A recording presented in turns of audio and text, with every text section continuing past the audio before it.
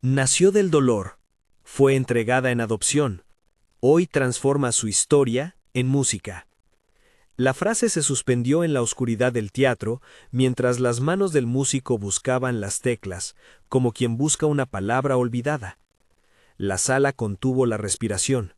La melodía que empezó era pequeña, casi una nana. No era una canción de consuelo ni un ajuste de cuentas. Era la voz que alguien aprendió para nombrarse a sí mismo después de haber sido nombrado por otros. Esa escena, las luces, el público, el gesto contenido, sirve de puente hacia una casa que, años antes, olía a café frío y a detergente, hacia una madrugada en la que una mujer se inclinó sobre un bebé con el único gesto que sabía hacer, ofrecer su pecho. La casa era la mansión de siempre, con sus muebles que crujían según el humor del viento y sus habitaciones que guardaban más de lo que contaban. Allí vivían orgullo y secretismos a partes iguales, y también manos que, sin pedir permiso, curaban. Sofía era una de esas manos. Llegó de Extremadura siendo joven, con la maleta de quien se aferra al trabajo y la lengua como única defensa. Hizo de ama de llaves lo que aprendió a hacer en su casa, cuidar y ordenar lo que otros desordenaban con su vida. Era minuciosa en los pliegues de las sábanas y en las cuentas del pan. Se le pegaban los nombres de los niños como si fueran etiquetas en la manga. Había perdido una hija años atrás. La pérdida no se describía en titulares ni en abogados. Ella la llevaba a su modo, en una costura invisible que le hacía resistir sin hacerse notar. Esa ausencia la nombró a su manera, en sus silencios, en las canciones que tarareaba al doblar la ropa, en cómo miraba a los bebés ajenos con una ternura que no pedía permiso. La madrugada en la que todo empezó, la casa parecía un animal dormido. Un radiador goteaba en el piso de arriba. La cocinilla, donde Sofía hacía el café cuando nadie la veía, tenía aún la marca de la taza en el mármol. El olor del extremo de la noche flotaba agrio. Fue un llanto lo que la despertó, un hilo alto que atravesaba paredes y despertaba recuerdos. Se levantó, se vistió sobre la marcha, bajó y encontró al bebé en una cuna que no respondía al llanto con más que una etiqueta. Era una etiqueta, un papel pegado a la pulsera, lo que al principio pretendió ser la respuesta, pero las etiquetas a veces se equivocan. El bebé rechazaba la fórmula porque prefería algo vivo, el calor humano, el latido junto al pecho. Sofía, sin protocolo ni permiso, lo tomó en brazos. No preguntó por la pulsera. Cerró los ojos y le acercó el pecho. El llanto se convirtió en una respiración ronca, luego en un sueño. La casa, que la misma noche había dado tantas órdenes y tantos silencios, parecía por un rato menos severa. Manos que no eran de madre ofrecieron lo que solo una madre puede dar en horas de desvelo, la proximidad sin explicación, el alimento como palabra. No fue un acto heroico ni calculado, fue una respuesta inmediata a una necesidad elemental. El gesto quedó inmortalizado por un instante que nadie preveía, una empleada de la casa que calma a un bebé. Esa imagen, capturada por un teléfono y enviada a un grupo cerrado, como si fuera un secreto simpático, se convirtió en la chispa que prendería una hoguera. Si esta historia tuviera un título secundario, sería «Cómo una foto puede dividir una ciudad», porque en semanas la imagen circuló de mano en mano, de pantalla en pantalla. Los titulares, en su prisa por atar causas y culpables, la convirtieron en un símbolo de todo lo que la gente quería creer: abandono, desidia, ternura robada, mezclas que se sirven rápidas y amargas. La prensa no tardó en ubicar rostros y asignar moralidades. Las redes replicaron lo que faltaba sin entender lo que sobró. Juzgar, en la era de la inmediatez, es mucho más fácil que preguntar. Dentro de la casa hubo bandos invisibles. Algunos alabaron el gesto. Esa mujer sí entiende lo que es cuidar, dijeron en voz baja quienes recordaban sus propios desvelos. Otros, sobre todo en los salones, donde las conversaciones se miden por el brillo del cristal, sintieron vergüenza o furia, no tanto por el gesto en sí como por la exposición que traería. En esos salones la noticia no era el llanto calmado, sino la posibilidad de un error mayor. y esa posibilidad tenía nombre y apellido en el hospital que atendió los partos. La respuesta institucional empezó con minimizaciones y notas técnicas. Había que calmar ánimos, frenar lo que las redes iban multiplicando. Pero la letra pequeña de los hospitales no siempre está pensada para contener la voracidad pública. En el archivo, entre registros y turnos, había agujeros. Una de esas piezas, una pulsera intercambiada, un registro mal fechado, bastó para que las sospechas se volvieran dirección. No era la primera vez que la burocracia enseñaba su margen de error, sí fue la primera vez que el error, por una cadena de decisiones, tocó la vida de una mujer que ya cargaba con una pérdida. La filtración, esa foto que había salido del ángulo íntimo de la cocina, recaló en manos de una periodista independiente que seguía casos de salud pública. No buscaba el escándalo, sino entender la serie de fallos que permiten que la vida se convierta en noticia. Mientras lo hacía, apareció otra figura clave, Clara, una enfermera con años en la planta, acostumbrada a ver más de lo que le era agradable.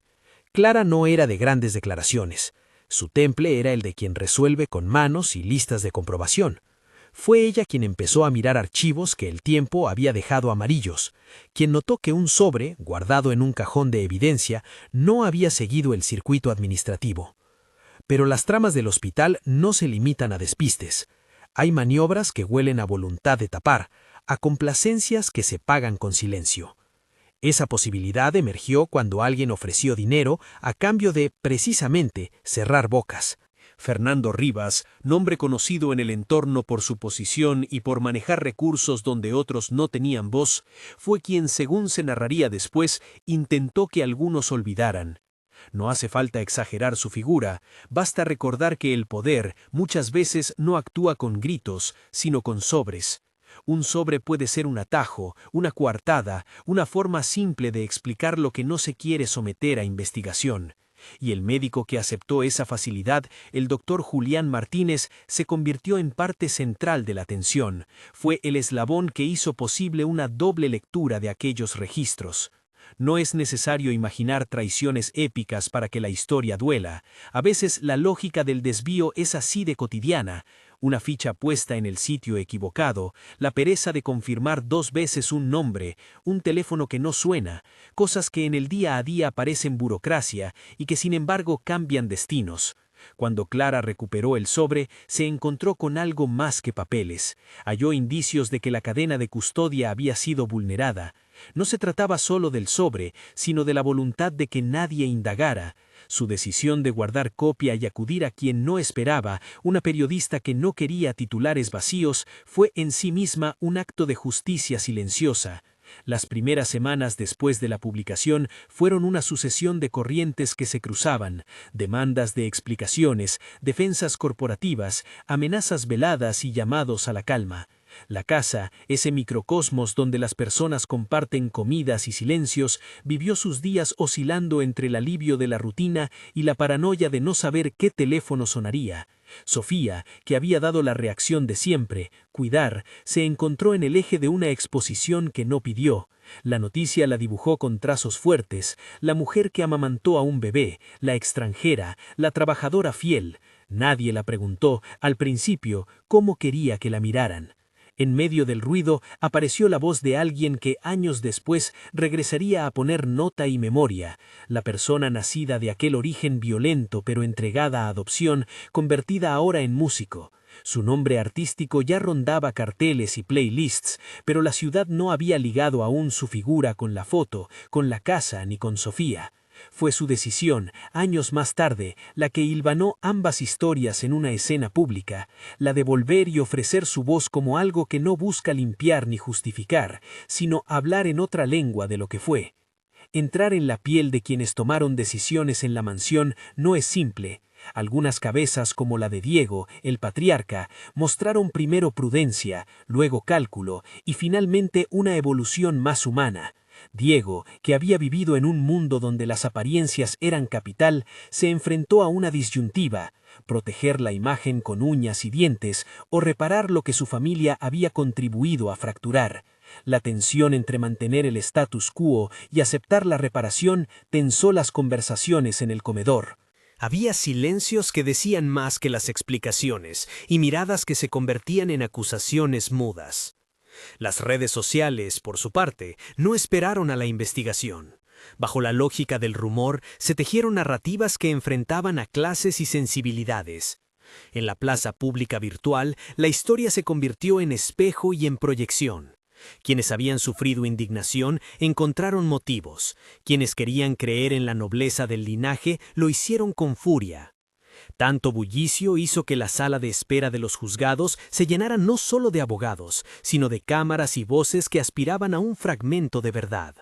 Pero la verdad es más compleja que un tuit. Se filtra por informes, por testimonios y por pruebas que no siempre aparecen de inmediato. En ese ambiente apareció la idea de la prueba. En cualquier investigación que busque reconstruir una filiación, la genética es una palabra que pesa. No porque lo sea todo, sino porque, en la lógica del sistema, ofrece certezas que otros elementos no pueden, reduce incertidumbres a números. La posibilidad de un análisis de ADN circuló con cautela. Era una herramienta válida, pero también una que requiere tiempo y protocolos. Mientras la opinión pública pedía respuestas, los peritos trabajaban en silencio.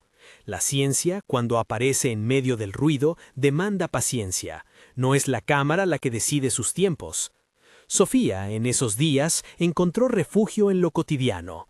Doblaba camisetas, barría el patio y dejaba la comida lista como quien ancla un barco en la tormenta. Su rutina no fue una renuncia, sino una forma de proteger lo pequeño. El pan caliente de la tarde, la nana que cantaba a los niños del hogar, la manera de contar una historia simple antes de dormir.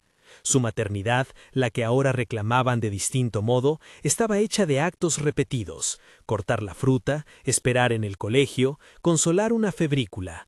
No buscaba un papel legal solo por la ley, sino por lo que esos actos ya habían construido, una cotidianeidad compartida. Mientras tanto, en los despachos donde la agenda pública se reorganizaba, Fernando Rivas se convirtió en un símbolo incómodo. No se le podía simplificar como villano de novela. Su papel fue más sutil y por ello más revelador de cómo circula el poder. Ofrecer dinero para cerrar una herida que exige ser abierta es, más que una compra, una confesión de que prefieren que la memoria quede enterrada. El gesto no resolvía el problema de fondo, lo disfrazaba. Y el doctor Julián, que aceptó ese atajo, quedó marcado no tanto por el sobre, sino por la decisión íntima que lo llevó a firmar registros sin la limpieza requerida. Clara, con su archivo y su templanza, fue quien empezó a ordenar las piezas que el silencio quería mantener desordenadas. En una noche de trabajo, con la luz de la sala de enfermería apenas encendida, localizó un archivo mal guardado, un registro que no se correspondería con la pulsera que habría colocado el personal. Ese archivo, que parecía un trozo del rompecabezas, no era en sí prueba definitiva. Era la rendija por la que la investigación podría entrar. Clara hizo lo que sabía. Tomó notas, hizo copias, guardó la trazabilidad. Y después decidió contarlo. La decisión de Clara fue una puerta abierta, no porque ella quisiera ser protagonista, sino porque eligió la verdad del oficio sobre la comodidad del silencio. Su gesto desató procesos que no siempre son elegantes: llamadas frenéticas, la llegada de abogados, declaraciones que medían cada palabra. La casa, por su parte, necesitó ciertos ajustes, algunas conversaciones curvas, otras directas, para sostener lo que ya no se podía negar. Había un bebé a quien se había cuidado con manos no genéticas, pero genuinas. Había registros que no terminaban de cuadrar, había, por fin, suficientes motivos para que un juez accediera a pedir pruebas.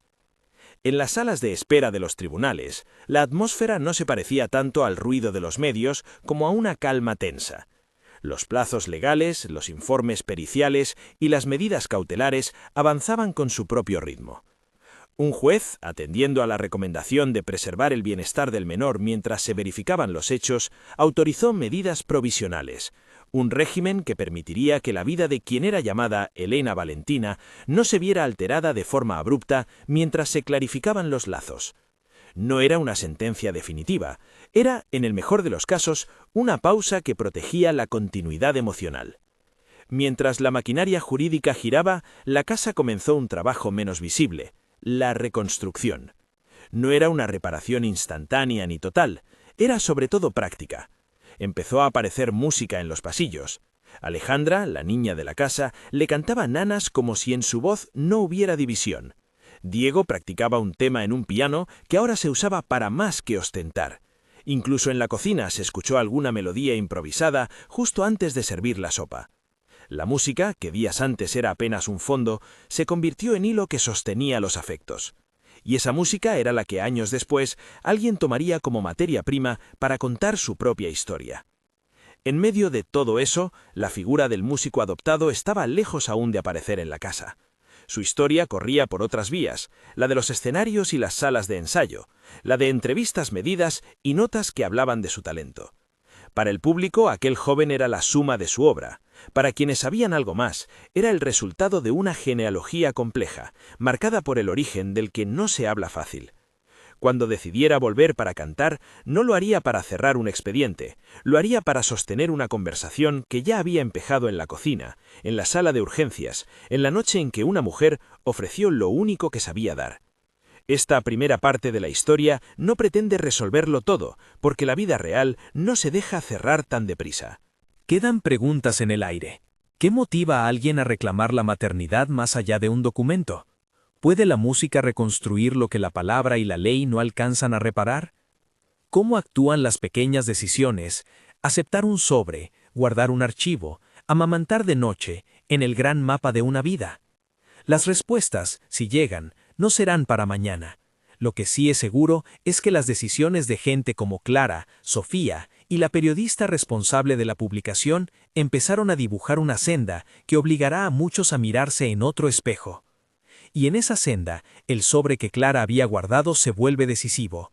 No por el papel en sí, sino por lo que contiene: nombres, fechas, una firma. Lo que aún nadie sabe a ciencia cierta es cómo ese archivo será interpretado cuando llegue a manos de peritos y jueces. El teléfono de la periodista vibró otra vez esa noche. Un remitente anónimo le ofrecía un archivo más. Al abrirlo, encontró una imagen que no era la del pecho, sino la de un registro mal fechado y una pulsera con un número diferente al que correspondía. No era, todavía, la prueba absoluta. Era, eso sí, una rendija que permitía pensar que la verdad, por mínima que fuera, podía filtrarse. La ciudad, mientras tanto, miraba, algunos con deseo de venganza, otros con la esperanza de reparación, muchos con la indiferencia de quien mira una noticia más. Pero para las personas que habitan la casa, la investigación no es espectáculo, es la posibilidad de que las manos que cuidaron sean reconocidas de algún modo. Y para la mujer que horas después se sentó sobre un porche con la nane en la boca y los ojos secos, todo ese ruido se reducía a una pregunta práctica. ¿Cómo decirle a una niña, según su edad, que la vida tiene historias que no todos cuentan igual? ¿Cómo mantener su infancia lo más protegida posible? El teatro volvió a recibir al músico años después. Sus acordes ahora no solo hablaban de abandono ni de pérdida. Cantó de manos que sostienen, de nombres que se aprenden por la repetición y de las pequeñas ceremonias que las personas improvisan para decir: perteneces aquí. En la primera fila, alguien reconoció la voz de la mujer que, sin saberlo, había sido parte de su origen. Los dos se miraron desde la distancia, un reconocimiento sin discursos, un intercambio breve que no necesitaba titulares. Allí confluyeron por un momento la música y el cuidado, la exposición pública y la intimidad de una noche en la cocina. Y entre tanto, entre sobres y registros, quedó pendiente la más humana de las decisiones. ¿Quién sostuvo y cómo esa primera noche? Porque la grandeza o la decadencia de una historia rara vez descansa en un solo gesto, aparece en la suma de los pequeños. Sofía había decidido cuidar sin preguntar, Clara había decidido indagar sin buscar fama, la periodista había decidido publicar sin sensacionalismo, y alguien, en algún despacho, debía decidir qué hacer con los archivos recuperados. La investigación había comenzado a moverse hacia una fase que exigía manos especializadas, peritos, informes y la posibilidad de una prueba genética estaban a la vuelta del siguiente mes procesal. Entretanto, la casa siguió su trabajo de contención: comidas, baños, juegos, canciones. La normalidad, en ese contexto, no era olvido, sino un acto de resistencia. Y mientras tanto, el público que esperaba la historia completa solo tenía una certeza, que del dolor puede nacer algo que no lo borra, pero que lo transforma. La música no devuelve lo perdido, da otra forma para nombrar lo que quedó. Cuando la cajita con las pulseras fue por fin abierta bajo la luz de una sala de pruebas, alguien encontró una palestina suelta, una etiqueta con un número que no encajaba con la fecha anotada en el registro. No era un epílogo, era una pista. Y las pistas, en historias como esta, suelen ser la materia de la que se alimentan las decisiones futuras. En el pasillo del hospital, una enfermera que pasaba notó el murmullo y apretó la cartera contra el pecho, como si sus manos también fueran parte de la historia. No lo eran menos. En los relatos, las manos nunca han dejado de hablar. Si esta historia te interpela, suscríbete y quédate hasta el final. Hay formas concretas de acompañar a quienes cuidan y sostienen la vida en la intimidad. Cuando los peritos empezaron a desmenuzar los registros, el procedimiento adquirió la lentitud de las cosas que pesan. No era solo cruzar números, era reconstruir trayectos de manos, horas, turnos. Las pulseras, esas cintas de plástico con nombres que debían ser promesa de certeza, aparecían ahora como piezas de un rompecabezas mal pegado. En una sala de archivos, bajo la luz fría de una lámpara técnica, los expertos numeraban fechas y cotejaban firmas. Un número aquí no encajaba. Una fecha allá parecía un gesto puesto por costumbre y no por comprobación. Todo se convirtió en pequeño evidenciario. La tinta de una firma, el tipo de letra en una hoja, el sello que a veces faltaba. El equipo forense, con su vocabulario preciso y su paciencia, pidió muestras. El laboratorio trabajó con el ritmo del que sabe que las certezas deben llegar sin precipitaciones. El expediente se fue llenando de hojas, y en cada una se leía, con más fuerza, una demanda de verdad que no era del público, sino de los cuerpos implicados. Sofía vivía ese tiempo como quien espera que la lluvia pase sin dejar huellas en la ropa colgada. Su vida cotidiana se volvió lista de pequeñas contenciones. Cuidar la hora de la siesta, recordar nombres, asegurar que los zapatos estuvieran listos. La casa, siempre tan proclive a los rumores, aprendió a sostener las conversaciones necesarias sin elevar la voz más de lo imprescindible. El doctor Julián Martínez, que había sido una presencia técnica en la historia, pasó de ser un nombre en los expedientes a una figura compleja. Confesó su acción de cerrar un registro de manera inexacta y relató la oferta que le habían hecho. No justificó, explicó, con la voz de quien revisa una decisión que ahora pesa. Su testimonio fue un punto de inflexión, no porque borrara lo ocurrido, sino porque abrió una línea de responsabilidad que permitió a la investigación avanzar. No hubo juicios de novela ni aplausos públicos, hubo interrogantes y consecuencias profesionales en trámite. Julián cooperó con los peritos, entregó documentos que antes no figuraban y aceptó que su firma quedara en la historia como una pieza que necesitaba aclaración. A la vez, su gesto de hablar llevó a que otros, más pequeños o más callados por el miedo, se sintieran menos solos para contar lo que sabían. La prensa, que en un primer momento había ocupado la narración con titulares cortos, empezó a modular sus voces. Algunas crónicas optaron por el cuidado, explicar los procedimientos, traer las voces de quienes trabajaban allí, cuestionar la cultura médica que prioriza la rapidez sobre la comprobación.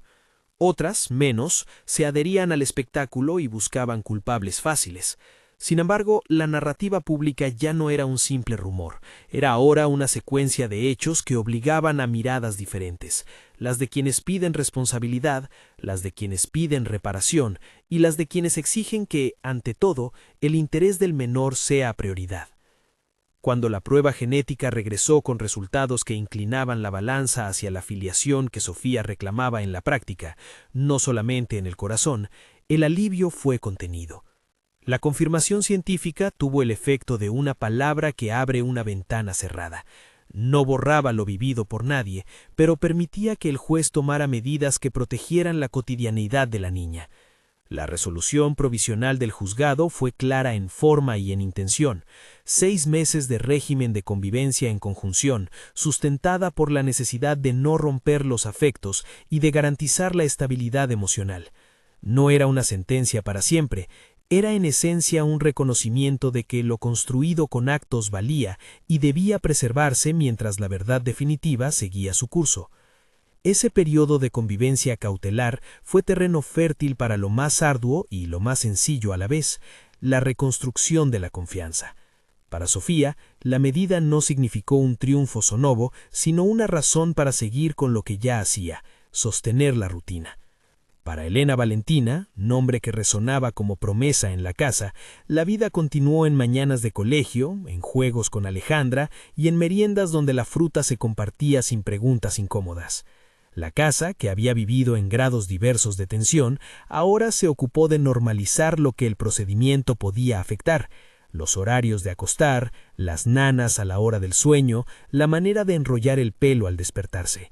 La reconstrucción no fue un camino de rosas planificado, sino una costura hecha con hilos cotidianos. Margarita, que había sido apoyo silencioso durante la crisis, se ofreció para llevar a Elena al médico cuando la niña tuvo un sarpullido. La maestra Rosa mandó una nota a casa, discreta, ofreciendo recursos pedagógicos para explicar el asunto a la niña según su edad. Vecinas que antes habían mirado con distancia se acercaron con estofado bajo el brazo y con palabras de acompañamiento. Hubo disculpas tímidas, reconciliaciones medidas y gestos que funcionaban como asideros. Una invitación a merendar, una tarde de pintura, la colaboración en la compra de zapatillas escolares cuando llegó el frío. Esos actos, pequeños y repetidos, hicieron más por la reparación que cualquier titular. El bautizo, celebrado con discreción y sentido de rito, fue uno de esos actos que juntan memoria y promesa. Se escogió el nombre Elena Valentina como recuerdo y cuidado. Elena, por una presencia íntima que ya significaba ternura. Valentina, por fuerza y valentía que la vida pide. Fue una ceremonia sencilla, cercana, con la presencia de quienes habían acompañado desde el primer momento: Sofía, Margarita, la maestra Rosa, Alejandra y algunos miembros de la comunidad que habían ofrecido ayuda. No hubo espectáculo, hubo canciones que, como antes, fueron nanas y acordes de piano. Diego, que no estaba libre de contradicciones, guardó silencio y luego, al tomar la mano de Sofía, pronunció una breve palabra de reconocimiento. «Gracias», dijo, sin adjetivos, como dando por entendida una deuda que no se resarcía con palabras. En ese ambiente más templado surgió también la posibilidad de transformar lo ocurrido en impulso para otros. La comunidad médica del hospital, avergonzada y dispuesta a revisar protocolos, abrió mesas de trabajo. Se propusieron nuevas rutinas de verificación para las pulseras y procedimientos para la cadena de custodia de registros. No todo se resolvió en semanas. Los procesos internos tomaron su tiempo y se convirtieron en temas para reuniones largas y aburridas, pero necesarias. Aún así, el gesto de revisar y actuar fue un elemento de reparación institucional que acompañó la reparación íntima.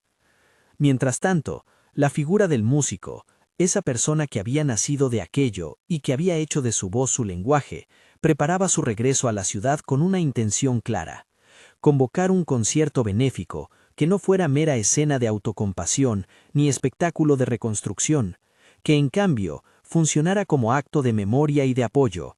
Su repertorio no buscó la grandilocuencia. En el escenario presentó canciones que hablaban de manos que sostienen, de nombres aprendidos en la repetición, de la nana, que es la fórmula más antigua para decir «te pertenezco». Parte de la recaudación del concierto se destinó a programas que apoyan a madres en situación de vulnerabilidad y a enfermeras y auxiliares que sostienen hospitales con turnos y decisiones que a menudo pasan desapercibidas.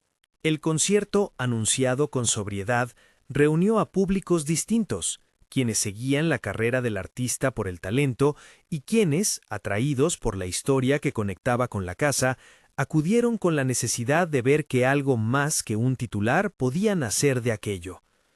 No fue un acto de reconciliación pública con la historia de la casa, fue un encuentro simbólico en el que la música hizo lo que la canción sabe hacer mejor: nombrar sin expiar, recordar sin exhibir. El músico habló poco y cuando lo hizo con voz serena. Agradeció, explicó que su presencia no era para cerrar cuentas, sino para abrir diálogos, y dedicó una canción a las manos que cuidan. La pieza, tejida en torno a un motivo sencillo, repitió el mismo motivo que antes, en la cocina, había balanceado la respiración de un bebé. La nana transformada en canción ciudadana. El día del concierto, en la grada más cercana al escenario, Sofía se sentó con el corazón en una calma nueva. No buscó ser protagonista, no necesitaba medallas. Su mirada, sin embargo, fue acompañada por alguien más. Alejandra, ahora hermana en el juego y en la obligación de la palabra, la tomó de la mano y le ofreció su silencio. Cuando el músico alzó la vista y pronunció una frase breve de reconocimiento hacia las manos anónimas que sostienen la vida, hubo un intercambio mínimo entre el artista y Sofía. No fue una escena para las cámaras, fue un gesto discreto, una inclinación de cabeza y una mirada que decía lo que ningún titular había logrado. He venido a decir gracias por el cuidado que me permitió existir y a poner mi voz al servicio de otros. Sofía, con los ojos húmedos y la sonrisa contenida, respondió con un gesto que era mezcla de orgullo y alivio. No hubo declaraciones grandilocuentes, solo dos personas que se reconocían en la travesía de las manos. Esa noche, después del concierto, se habló menos de juicios y más de lo que la música puede provocar. Una recaudación que serviría para formaciones en maternidad en contextos vulnerables y para un fondo de apoyo a trabajadoras de la salud con pocos recursos. La iniciativa no resolvía las complejidades de la adopción, ni las huellas de la violencia inicial. Sí ponía recursos donde se necesitaban acompañamientos concretos. Fue un gesto práctico que acompasó la dimensión simbólica del encuentro. Con el tiempo, la casa fue perdiendo la sensación de estar bajo un microscopio público. Los dispositivos mediáticos se reubicaron en otras noticias. La vida siguió. Pero en la intimidad, en la secuencia de días que componen la infancia, algo había cambiado. Elena Valentina crecía con la certeza de que su nombre era un pacto de cuidado. Aprendió, con la edad que le correspondía, la historia necesaria para entender su origen sin que éste definiera su ser. Sofía eligió, con cuidado y según la madurez de la niña, qué decir, cómo y cuándo. Elegía el tempo de las palabras como quien dosifica un medicamento, ni demasiado rápido ni demasiado tarde. La verdad compartida, en la medida de lo posible, fue un acto de respeto y de construcción de la identidad. No todo fue liso. Había días en que la curiosidad de otros era una incomodidad. Miradas en la calle, preguntas que no deseaban respuestas, alguna nota que surgía remendada en la prensa local. Pero esos picos se convirtieron en menos frecuentes y, sobre todo, en menos capaces de quebrar la rutina. Los chicos del colegio poco a poco integraron la vida de Elena Valentina sin que su origen determinara su participación en los juegos. Las nanas siguieron siendo las mismas, canciones que se habían reproducido en la cocina, ahora pulidas en la sala, aprendidas por Alejandra y tarareadas por la propia niña. A nivel personal, Sofía encontró recursos para sostenerse. Comenzó a acudir a un grupo de apoyo para mujeres que habían pasado por pérdidas o situaciones de exposición pública. No fue un acto de exhibición, fue un acto de cuidado consigo misma. Allí nombró la ausencia de su primera hija, la carga que eso significaba y la manera en que, sin embargo, su vida se había tejido en otros lazos. No se trataba de sustituir nombres, sino de reconocer que la maternidad es práctica, memoria y también duelo. Compartir su experiencia con otras mujeres le dio una red que en momentos de fragilidad le permitió sostenimiento práctico y emocional. El proceso judicial siguió su curso con la lentitud que marcan las instituciones. No hubo pronunciamientos espectaculares, hubo diligencias, comparecencias y revisiones. La investigación administrativa en el hospital arrojó recomendaciones y planes de mejora. En paralelo, las autoridades educativas y sociales examinaron los procedimientos para acompañar a niños en situaciones de conflicto de filiación, buscando protocolos que priorizaran siempre el interés del menor. Fue un trabajo técnico, tedioso para la narrativa pública, pero vital para que otros casos no se resolvieran, si se podían evitar, a costa del bienestar de niños y familias. En la casa, entre tanto, los rituales siguieron. La nana que Alejandra cantaba por la noche, la misma que la música del músico había retomado con un arreglo nuevo, se convirtió en un símbolo de continuidad. Había un objeto que, sin pretensiones, encapsuló esa idea, una mantita gastada que Sofía había doblado tantas veces y que Elena llevaba a la escuela en la mochila durante los primeros días. La mantita olía a detergente suave y a manos de quien la había cuidado. Era un amuleto doméstico que no necesitaba más significados públicos que el de ser un consuelo. La fotografía de la mantita en la mesilla, al lado de un vaso con agua, se volvió un detalle más de la casa que nadie sacaba en la mesa de noticias, pero que allí tenía todo el peso del mundo. Los encuentros con la cantante no se agitaron en seguir viendo su historia como un tema cerrado. Al contrario, la relación entre ella y Sofía evolucionó con gestos sencillos, alguna visita discreta, una carta con una letra breve y agradecida, el envío de entradas para un taller musical para niños que se realizó en la comunidad. No hubo necesidad de grandes declaraciones ni de reconciliaciones dramáticas. Existió reconocimiento, y sobre ese reconocimiento se tejieron acciones concretas para ayudar a otras familias en situaciones de fragilidad. El músico, consciente del lugar que su historia ocupaba, quiso usar su influencia para abrir espacios de apoyo. La ciudad, por su parte, se quedó con la lección de que la verdad es diversa y que los atajos que ocultan son peligrosos. Se habló de cómo la prensa debe actuar con responsabilidad, de cómo la sociedad reacciona a imágenes ajenas y cómo esas reacciones dañan. Se habló también de la necesidad de protocolos médicos que no dependan únicamente de la memoria humana y de la decencia institucional. Todas esas conversaciones a nivel social fueron menos visibles que la canción que cerró el concierto, pero no por eso menos importantes. El cierre de ese capítulo público no significó, ni mucho menos, el fin del proceso interior.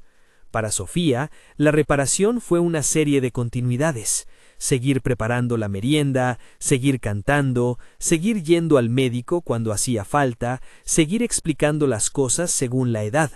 Para Elena Valentina fue crecer con un nombre propio, con una nana aprendida en la cocina y con una identidad que no estaba supeditada a los titulares. Para la cantante fue transformar el pasado en partitura y en acción social. Para el hospital fue aprender que la transparencia y la diligencia son obligaciones que salvan más que reputaciones, salvan trayectorias. En los años que siguieron, la casa fue volviéndose menos objeto de curiosidad y más de memoria. Las manos que habían aparecido heroicas en la foto, sobre todo las de Sofía, siguieron haciendo su trabajo sin grandilocuencias: planchar, cocinar, cuidar. Cada vez que alguien preguntaba por la historia, la respuesta no era una explicación larga, sino un gesto: señalar la puerta de la cocina, decir que allí se acostumbra a resolver con pan y canción, con paciencia y reglas mínimas. La ciudad aprendió a mirar a las personas que sostienen la vida a diario con un respeto algo más alto y con una acción un poco más concreta.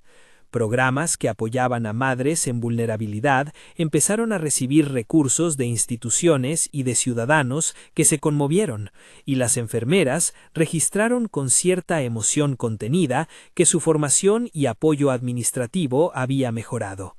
El cierre de ese capítulo público no significó, ni mucho menos, el fin del proceso interior. Para Sofía, la reparación fue una serie de continuidades: seguir preparando la merienda, seguir cantando, seguir yendo al médico cuando hacía falta, seguir explicando las cosas según la edad. Elena Valentina, ahora algo mayor, corre por el jardín con un lápiz en la oreja, como si fuera una idea que no quiere perder. Alejandra toca en la cocina las primeras notas de una melodía que aprendió en el taller musical. Es una tonada sencilla, con el mismo motivo que el músico llevó al escenario: el lazo de la nana convertido en premio. Sofía tararea una estrofa mientras recoge una taza.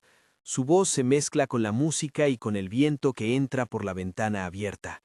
No busca con eso una absolución, busca la continuidad de lo que ha hecho y hace. La niña, al regresar, se sienta en el regazo y pregunta con la simpleza de quien aprende a nombrar su mundo, ¿por qué su nombre es tan largo?